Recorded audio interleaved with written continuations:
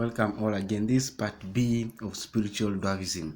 We're left whereby we say that a spirit seizes him and he suddenly screams. It throws him into convulsions so that he foams at the mouth. It scarcely ever leaves him and is destroying him. I begged your disciples, but they could not. You see that the disciples, they had failed miserably because of their little faith. Jesus rebukes them, verse 41, "You unbelieving and perverse generation." Jesus replied, "How long shall I stay with you and put up with you? Bring your son here."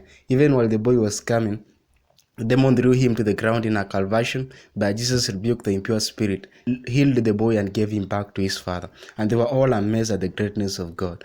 Thomas, one of the disciples, is also a spiritual dwarf. Even earlier, Jesus had predicted his death and shared it with his disciples in different forms, but they could not understand.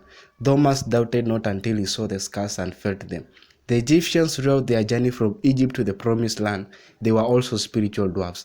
Even after witnessing how the Lord Almighty had delivered them from the hands of Egyptians, when Moses laid on the mountain, they asked Aaron to make them a golden calf, and they worshipped it. And God was annoyed and wanted to demolish them. But Moses pleaded on their behalf.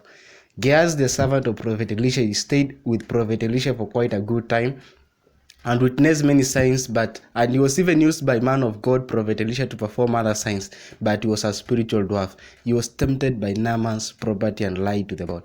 Paul the apostle is also rebuking the Galatians by being spiritual dwarfs. If you read Galatians 3 verse 1 to 2, Paul is asking them, "You foolish Galatians, who has bewitched you? Before your very eyes Jesus Christ really portrayed as crucified. I would like to learn just one thing from you. Did you receive the Spirit by the works of the law or by believing what you heard?"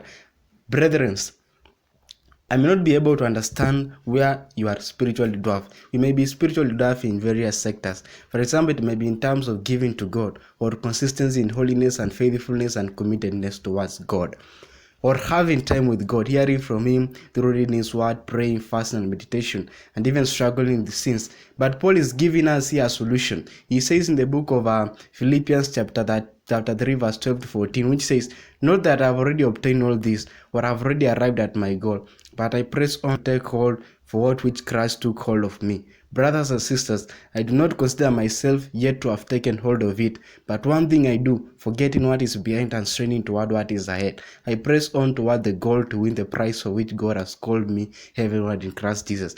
Paul is urging us Christians of today that let us continue pressing on. Let us continue striving and struggling so that we may continue growing spiritually. Let us not continue being spiritual dwarfs in terms of giving and reading the word. We ought to improve, and that is the word of God.